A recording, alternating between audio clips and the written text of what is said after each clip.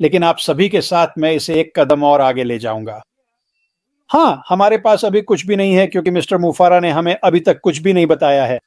कोई बात नहीं, जो हमारे पास है वह है उम्मीद। और मैं जानता हूं कि कुछ लोग जब वे मुझे यह कहते हुए सुनते हैं, हमारे पास कुछ नहीं है, तो उनकी प्रतिक्रिया होती है, अच्छा हुआ किसी ने तो यह कहा। और फिर कुछ लोग होते हैं जो कहते हैं, अरे वह ऐसा कैसे कह सकता है। तो ये एक तरह से दिलचस्प विरोधाभास है। लेकिन लेकिन जब मैं सोचता हूं कि हमारे पास क्या है, तो हमारे पास उम्मीद है। ठीक है, और मुझे पता है कि ज्यादातर लोग जब ये शब्द सुनते हैं तो वे इसे हल्के में ले लेते हैं। वे पूरी तरह से नहीं समझ पाते मैं किस बारे में बात कर रहा हूँ। Hello Marty. लेकिन मैं आपको कुछ उदाहरण देना चाहता हूँ। ये एक दीर्घकालिक उम्मीद है दोस्तों। मैं इसके बारे में अगला बात करने वाला हूँ। ठीक है, अपना माइक म्यूट कर दो मार्टी। माफ कीजिए मार्टी। हाँ, कोई बात नहीं। एक दीर्घकालिक उम्मीद होती है और एक अल्पकालिक उम्मीद होती है। अगर आप चाहें, अगर आप सुनना चाहते हैं, बस आपको मिल गया मार्टी। और मैं आपको कुछ उदाहरण दूंगा। मुझे नहीं पता, लगभग 10 साल पहले की बात है। मैं एक व्यक्ति के साथ व्यापार कर रहा था और मेरा काम था कि मैं बाहर जाकर एक प्रोजेक्ट ढूंढूं और वह उसे फंड करने वाला था। वह पैसे वाला आदमी था और मैं गया और मैंने एक शानदार प्रोजेक्ट ढूंढा, 160 प्लॉट्स, बस कमाल की कीमत पर, और उम्मीदें भी जबरदस्त थीं। मेरा मतलब है, मुझे लगा यही मौका है, हम आगे बढ़ेंगे और इसे पूरा करेंगे। लेकिन आखिर में सब कुछ कहने के बाद उसने कहा, नहीं, मैं ये नहीं करूंगा। तो वह लंबा इंतजार, जो बहुत अच्छा था क्योंकि मैं हमेशा चीजों को लेकर काफी सकारात्मक सोचता हूं, वह अच्छा नहीं निकला। अब मिस्टर मुफारा और इस बिजनेस के साथ हमारे पास वही दीर्घकालिक उम्मीद है। मुझे लगता है कि यहाँ हर कोई इससे सहमत होगा, लेकिन मैं अभी इस पर रुका नहीं हूँ। एक अल्पकालिक उम्मीद भी होती है और बात वही है। अगर अगर आप सही मानसिकता में हैं, अगर आपके पास सकारात्मक सोच है न कि नकारात्मक, तो जब आप किसी चीज की उम्मीद करते हैं तो वह बहुत बहुत रोमांचक होता है। वाकई में ऐसा ही है। मुझे उम्मीद करना बहुत पसंद है। अगर आपका रवैया खराब है तो वही उम्मीद आपको पूरी तरह से तोड़ सकती है। वाकई में ऐसा ही होता है। लेकिन अल्पकालिक उम्मीद की बात करूं तो मैं आपको एक छोटा सा उदाहरण देता हूं और डैन इस उदाहरण को जरूर जानेंगे। जब हम छोटे थे तो हम व्हाइट वाटर राफ्टिंग किया करते थे। मेरे पास एक 20 फुट की राफ्ट थी और हम लोग नदी में तब जाते थे जब वे बाढ़ के स्तर पर होती थी और राफ्टिंग करते थे। और एक साल ऐसा आया जब नदी बाढ़ के स्तर से भी ऊपर थी। मेरा मतलब है, नदी जोरदार बह रही थी और वहां एक ऐसा हिस्सा था जहां कोई भी, मेरा मतलब है कोई भी नहीं जाता था, बिल्कुल भी नहीं। उस दिन राफ्ट में करीब 8 लोग थे। हमने किनारे पर राफ्ट रोकी, उस हिस्से को देखा और हमने बस फैसला किया। अब याद रखिए, हम जवान थे, ताकतवर थे और बेवकूफ भी थे। हमने तय किया कि हम नीचे जाएंगे और मुख्य लहर तक पहुंचने से पहले वहां एक स्थिर लहर थी जिसे हमें पार करना था और हम उस स्थिर लहर के पास से गुजरे। और जब हम जा रहे थे तो जो उत्सुकता थी वह महसूस की जा सकती थी, जब तक कि हम उस स्थिर लहर से नहीं टकराए। और सबने ऊपर देखा और वह लहर हमारे ऊपर मंडरा रही थी। ये मुख्य लहर नहीं थी दोस्तों, ये एक स्थिर लहर थी। ये हमारे ऊपर मंडरा रही थी और उस उत्सुकता के बीच अचानक वहां सन्नाटा छा गया और हम मुख्य लहर के बीच से गुजरे। उसने 20 फुट की राफ्ट को ले लिया और उसे बीच से मोड़ दिया। जब राफ्ट फिर से अपने आकार में आई तो उसने सबको राफ्ट से बाहर फेंक दिया और वह जगह ऐसी थी जहां आप पानी में नहीं रहना चाहेंगे। और लगभग 5 या 6 मिनट तक बस पूरी तरह से घबराहट छाई रही। जब तक हम सब किनारे नहीं पहुंच गए, सबने एक दूसरे को देखा, सब ठीक थे। फिर से हम जवान और ताकतवर थे। और जाहिर है, जब ऐसा हुआ, शुरुआत में बहुत बहुत गंभीर था, लेकिन फिर मुस्कानें आनी शुरू हो गईं और हम इस पर हंसने लगे और हमारे आसपास के सभी लोग कहने लगे कि हम पागल हैं। ये एक अल्पकालिक प्रत्याशा थी और इसका परिणाम बहुत अच्छा रहा। असल में आज भी ये सभी लोग उस एक यात्रा, उस एक लहर और जो हमने किया उसके बारे में बात करते हैं। और जब वे यह कहानी सुनाते हैं तो आप उनकी आंखों में वह प्रत्याशा देख सकते हैं, जैसे वे इसे फिर से जी रहे हों। तो अल्पकालिक प्रत्याशा ये बिल्कुल दीर्घकालिक जैसी ही है, बस समय अवधि थोड़ी कम होती है। और अगर आप इसे अच्छे मनोभाव के साथ अपनाते हैं तो आप वाकई बहुत अच्छी स्थिति में होते हैं। अब ये जब मैं प्रत्याशा की बात करता हूं, जब हम मिस्टर मुफारा की बात करते हैं, जब हम इस बारे में बात करते हैं कि आगे क्या आ सकता है, ये अंधविश्वास नहीं है, ये प्रत्याशा अंधविश्वास नहीं है। यह प्रत्याशा उन ठोस चीजों पर आधारित है जिन्हें हम जानते हैं कि अतीत में हुआ है और आज तक आ रहा है। और जब आप प्रत्याशा के बारे में सोचना शुरू करते हैं, जब आप मिस्टर बुफारा के बारे में सोचना शुरू करते हैं, जब आप उनके दृष्टिकोण के बारे में सोचना शुरू करते हैं कि उन्होंने अतीत में क्या किया है और अभी क्या कर रहे हैं, तो प्रत्याशा अचानक जो पहले दीर्घकालिक थी, आज अल्पकालिक हो गई है। इसे समझिए, यह अल्पकालिक प्रत्याशा है, क्योंकि अगर आपने पिछले दिन बैक ऑफिस में नोट पढ़ा हो तो मिस्टर बुफारा ने आकर कहा था कि वह इन सभी चीजों के बारे में बात करना शुरू करेंगे कुछ ही दिनों में। मुझे नहीं पता कि यह कुछ ही दिनों में होगा या नहीं, मुझे नहीं पता कि यह कुछ ही हफ्तों में होगा या नहीं, इससे कोई फर्क नहीं पड़ता। यह अल्पकालिक प्रत्याशा है और मेरी प्रत्याशा बहुत ऊंची है और आपकी भी होनी चाहिए। अगर आप बैक ऑफिस में 2 संदेश पहले देखें, मिस्टर बुफारा ने हमें बताया था कि वह वहां कभी भी कुछ भी नहीं डालेंगे जब तक कि वह असली और आसन्न न हो। पिछले वाले से पहले वाला जीतना जीतना ओह जीतना, यह असली है और अभी हो रहा है। मुझे विश्वास है कि वही संदेश था, यह अभी हो रहा है। आखिरी संदेश जो उन्होंने वहां डाला वह आसन्न है, यह आ रहा है। वो इस चीज के साथ आगे बढ़ने के लिए तैयार है। तो जब आप व्यापार के बारे में सोचते हैं और कोई आकर आपसे पूछता है व्यापार कैसा चल रहा है, तो उन्हें बताइए। इससे फर्क नहीं पड़ता कि वे क्या सोचते हैं, जब तक आपका मन सही जगह पर है। और अगर आपके पास वह अल्पकालिक प्रत्याशा है, तो मुझे विश्वास है कि चीजें बहुत बहुत जल्दी बहुत बहुत दिलचस्प होने वाली हैं। और मुझे नहीं लगता कि यहाँ कोई भी निराश होगा जब मिस्टर बुफारा आएंगे और हम सभी से बात करना शुरू करेंगे। मार्टी, अब मैं इसे वापस तुम्हें सौंपता हूँ। उम्मीद है कि यह समझ में आया होगा। हाँ, ये शानदार था, बिल्कुल। अब मैं आज की एआई खबरों के साथ इसे समेटने जा रहा हूं और फिर हम इसे समाप्त करेंगे। माइक, शानदार था, आप दोनों ने अच्छा काम किया। नमस्ते सभी को। आज 8 जुलाई है और हम यहाँ हैं 3 लोग, मार्टी, माइक और डैन। मैं सभी को नमस्कार कहना चाहता हूँ। अब मैं माइक को नमस्ते कहने के लिए देता हूँ, फिर डैन को, और उसके बाद हम इस कार्यक्रम को शुरू करेंगे। माइक। हाँ, नमस्ते सभी को, हमारे साथ बने रहिए। आज रात हमारे पास कुछ बेहतरीन चीजें हैं। आगे बढ़ो डैन। नमस्ते, बातचीत का इंतजार रहेगा। इसे ले जाओ मार्टी। हाँ, हम सचमुच अच्छे हैं, है ना? हाँ, यह तो शीघ्र हो गया। डब्ल्यू हम चीजों के सार में जाना चाहते हैं।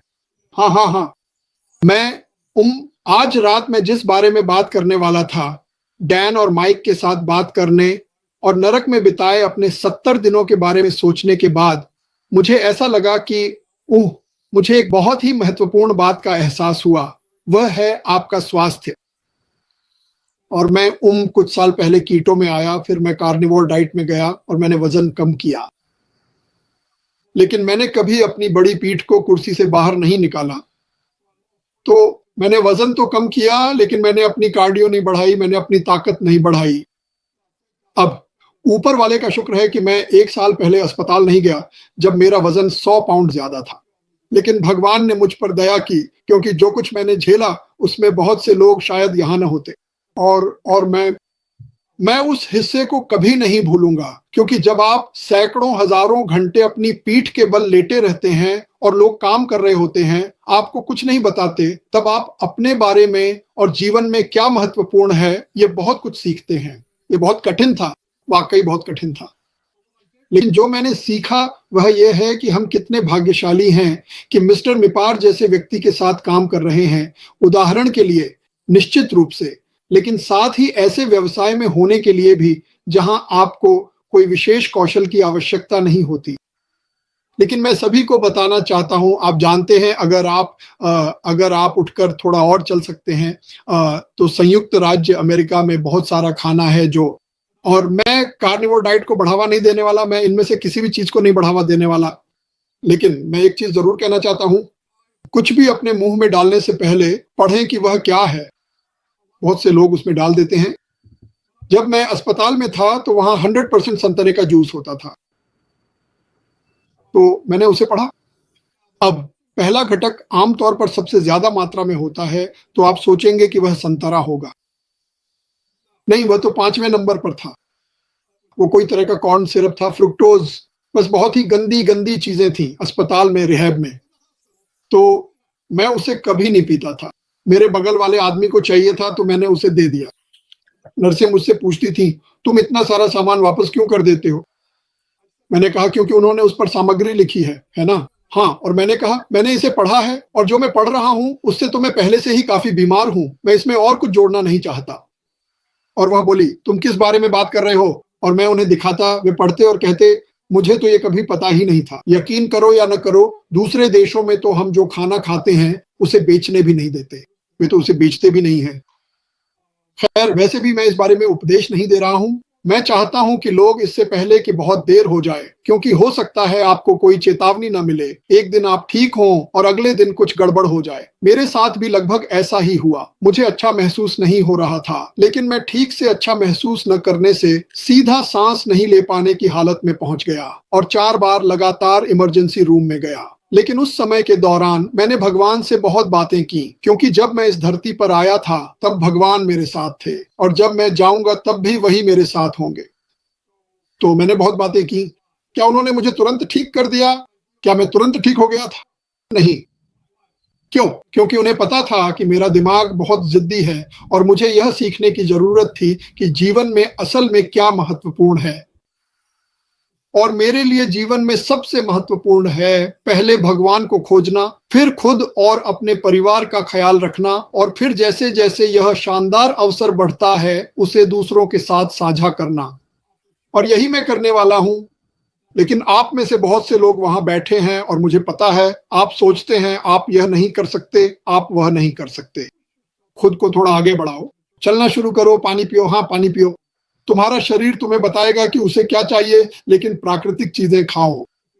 अगर वह किसी डिब्बे से आता है तो शायद उसे डिब्बे में ही रहना चाहिए, ठीक है? मेरा मतलब है मैं बस अंदाजा लगा रहा हूं। लेकिन सब्जियां हैं, हमारे पास सामान है, हमारे पास खाना है, और मुझे लगता है कि यह ज्यादा मायने रखता है कि आप क्या खाते हैं। आप जानते हैं, मेरा मतलब है, मैं आपको एक उदाहरण देता हूं। मैं रोज 8-10 गोलियां लेता हूं, ठीक है?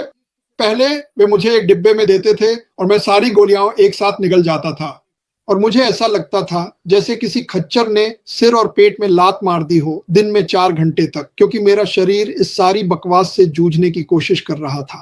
खैर, अगर वह गोली मेरे पेट में घुल जाती है तो वे हर घंटे आकर मुझे एक गोली देने तो नहीं आएंगे, और वे दूर भी नहीं जाते। वे आपको सारी गोलियां एक साथ लेनी ही पड़ती हैं। अब जब से मैं घर आया हूं, मैं एक गोली लेता हूं, थोड़ा पानी पीता हूं, थोड़ी देर रुकता हूं, फिर दूसरी लेता हूं, और ये इतना बुरा नहीं लगता। मैं तो इनमें से कोई भी दवा लेना नहीं चाहता था। दवा की समस्या यह है कि वह असली समस्या को छुपा देती है और एक नई समस्या पैदा कर देती है। मेरे शरीर से पानी निकालने के लिए मुझे लेसिक्स लेनी पड़ी। पानी निकालने के लिए लेसिक्स लेने से यह मेरी किडनी पर असर डालता था, और इसलिए उन्होंने मुझे किडनी के लिए कुछ दवा दी, क्योंकि मेरा ब्लड प्रेशर गिर गया था। उन्हें मुझे ब्लड प्रेशर बढ़ाने के लिए कुछ देना पड़ा। जब उन्होंने मुझे लेसिक्स दी तो मेरा पोटेशियम गिर गया, इसलिए उन्हें मुझे और पोटेशियम देना पड़ा। यह सब पागलपन है। और आखिर में अगर मैं अपने मुंह में ज्यादा नहीं डालता और उठकर थोड़ा चलता फिरता तो शायद यह सब नहीं होता। और यह सबके लिए लागू होता है। जब तक आप सांस ले रहे हैं और चल सकते हैं तब तक कभी देर नहीं होती। अगर आप चल भी नहीं सकते तो भी आप हिल सकते हैं और कुछ करना शुरू कर सकते हैं। अपना ख्याल रखो, क्योंकि अगर आप ऐसे बिजनेस में हैं जो आपको आर्थिक रूप से आजाद कर देता है, लेकिन आप 6 फीट नीचे हैं, तो उसका क्या फायदा? आपने किसी और के लिए किया, लेकिन आप जानते हैं वो, मैं लोगों की चिंता करता हूं क्योंकि मैं जानता हूं, मैं उस जगह पर रह चुका हूं। वो नरक था, वो सचमुच नरक था, नरक। खैर, मैं यही बात उठाना चाहता था। और दूसरी बात, मैं ऑनलाइन बिजनेस के नवीनतम ट्रेंड्स देख रहा था और मुझे ये जानकर काफी अधिक हैरानी हुई कि इनमें से बहुत सारे पुराने बिजनेस फिर से पूरी तरह से जीवित हो रहे हैं और वे पहले से भी ज्यादा सफल हो रहे हैं। और इसकी वजह यह है कि मैं आपको एक छोटा सा वीडियो दिखाने वाला हूं। आप वीडियो देखिए, लेकिन मैं आपको फर्क बताऊंगा। हाँ, वे बस लोगों को बताना चाहते हैं। देखिए, हर कोई उसी दिशा में जा रहा है। तो अगर आप मुझसे 5 साल आगे के बारे में पूछें, ओ भगवान, मैं सोच भी नहीं सकता कि हमारे पास क्या होगा। खैर, हमें नहीं पता आगे क्या आने वाला है। मैं इसके बारे में बात नहीं करने वाला। तो अब मैं इसे डैन को सौंपता हूं और हम सिलसिला जारी रखेंगे। क्या आप पहले जाना चाहेंगे, माइक? माइक, क्या आप पहले जाना चाहेंगे क्योंकि आपकी इंटरनेट कनेक्शन की वजह से? ओह ओह, ओहो, अरे माइक, क्या आप हमें सुन सकते हैं? हाँ। ठीक है, लगता है अब मैं बोलूंगा।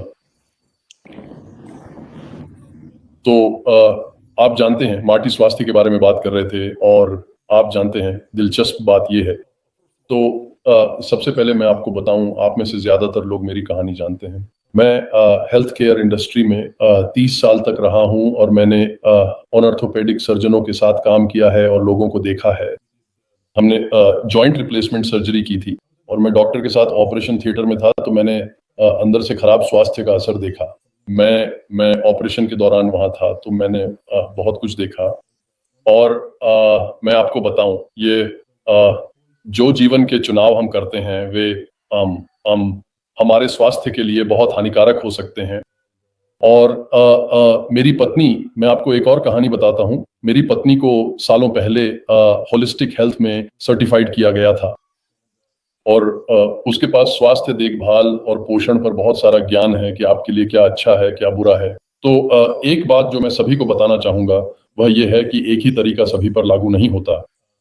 कुछ लोग जैसे कि मार्टी कार्निवोर डाइट के साथ ठीक हैं, और कुछ लोग एनिमल प्रोटीन डाइट के साथ ठीक हैं, उसमें थोड़े से कार्ब्स जोड़कर। लेकिन सबसे महत्वपूर्ण बात जो सभी के लिए सच है वह यह है कि हमें इन अल्ट्रा प्रोसेस्ड वेजिटेबल ऑयल्स से दूर रहना होगा, जो चुपचाप हम सभी को मार रहे हैं। ये जो करते हैं वो हमें क्रॉनिक इन्फ्लेमेशन देते हैं, और हर बीमारी जो बाहर है वो सीधे तौर पर क्रॉनिक इन्फ्लेमेशन का नतीजा है। तो हम जो भी कर सकते हैं उस इन्फ्लेमेशन को कम करने के लिए, उससे हम अपने शरीर को ठीक होने का मौका देते हैं। और इस मामले में सबसे बड़े दोषियों में से एक ये सीड ऑयल्स हैं, और ये जैसे वेजिटेबल ऑयल्स और सनफ्लावर ऑयल्स, और आप जानते हैं इन सभी सीड ऑयल्स में सनफ्लावर, कैनोला और सोया, ये सभी अल्ट्रा प्रोसेस्ड हैं। इन्हें 500 डिग्री तक गर्म किया जाता है, जिससे ये खराब हो जाते हैं, और ये आपके लिए बहुत ही नुकसानदायक हैं। और दुर्भाग्यवश ये हमारे सभी खाने पीने की चीज़ों में मौजूद हैं। और हम जब हम ग्रोसरी स्टोर जाते हैं तो इन सीड ऑयल्स में से बहुत सारे वहाँ मिलते हैं। तो अगर हम कर सकें, जैसे मार्टी ने कहा, पैकेज को देखें, पैकेज को ध्यान से देखें। आप जानते हैं, मेरा मतलब है अगर उसमें 800 इंग्रेडिएंट्स हैं तो कुछ तो गड़बड़ है। एक मज़ेदार बात है कि मैंने सुना, हम सब वंडर ब्रेड के साथ बड़े हुए हैं। याद है वंडर ब्रेड? तो जब मैं बच्चा था उस समय वंडर ब्रेड में 3 या 4 ही सामग्री होती थी, और तब से उन्होंने इसमें ये सारे प्रिजर्वेटिव केमिकल्स डाल दिए हैं। उन्होंने इसे और सफ़ेद बनाने के लिए ब्लीच डालने का फैसला किया, और शेल्फ लाइफ बढ़ाने के लिए ढेर सारे केमिकल्स भी डाल दिए, और इसलिए ये आपके लिए जहरीला है। और हम यही अपने बच्चों को खिला रहे हैं, और बाकी सबको भी। तो अमेरिकी आहार में एक ज़बरदस्त बदलाव आया है, बहुत सारी जंक चीज़ों की ओर। और हम जो भी कर सकते हैं ताकि इन अल्ट्रा प्रोसेस्ड फूड्स को अपने आहार से हटा सकें और फिर से ज़्यादा संपूर्ण खाद्य पदार्थों की ओर लौट सकें, वही बेहतर है। और जो डाइट मेरे लिए काम करती है, मैं मांस, सी फूड, चिकन खाता हूँ, मुझे बहुत सारे फल पसंद हैं, और मैं खूब व्यायाम करता हूँ। मार्टी व्यायाम के बारे में बात कर रहे थे। आपको उठना होगा और इधर उधर घूमना होगा। अब वह खुद को बहुत बेहतर महसूस कर रहे हैं। मैं आज सुबह उनसे बात कर रहा था, और जब वह उठते हैं और इधर उधर घूमना शुरू करते हैं, और यह दिन में 4-5 बार करते हैं, तो अचानक तीसरी या चौथी बार में वह थोड़ा बेहतर महसूस करने लगते हैं। उसका खून बह रहा है। जब वह खून बह रहा होता है तो वो ऑक्सीजन उसकी नसों में बह रही होती है, और ऑक्सीजन उपचार करती है। तो हमारे पास जो भी ये पुरानी समस्याएं हैं, अगर हम इधर उधर घूम रहे हैं और हमारे लाल रक्त कणिकाएं बह रही हैं, तो उनमें ऑक्सीजन होती है, और ऑक्सीजन उपचार करती है। तो यही है मेरा 2 पैसे का सुझाव स्वास्थ्य देखभाल के पहलू के लिए। मेरा मतलब है, लेकिन जैसे कि मैंने कहा, एक ही तरीका सबके लिए सही नहीं होता। हमारे शरीर, आप जानते हैं, हमें कुछ चीज़ें पसंद आती हैं, और हम सबकी प्रतिक्रियाएं थोड़ी अलग होती हैं। लेकिन एक बात है, आप जानते हैं जो प्रोसेस्ड चीज़ें हैं वो बेकार हैं और हमारे लिए अच्छी नहीं है। जहाँ तक बाकी किसी भी चीज़ की बात है, मैं देखता हूँ, मैं इसे माइक को सौंपता हूँ जब तक कि उसकी इंटरनेट कनेक्शन। क्या तुम मुझे सुन सकते हो माइक? हाँ, मैं तुम्हें सुन सकता हूँ डैन। क्या आप मुझे सुन पा रहे हैं? हाँ ठीक है।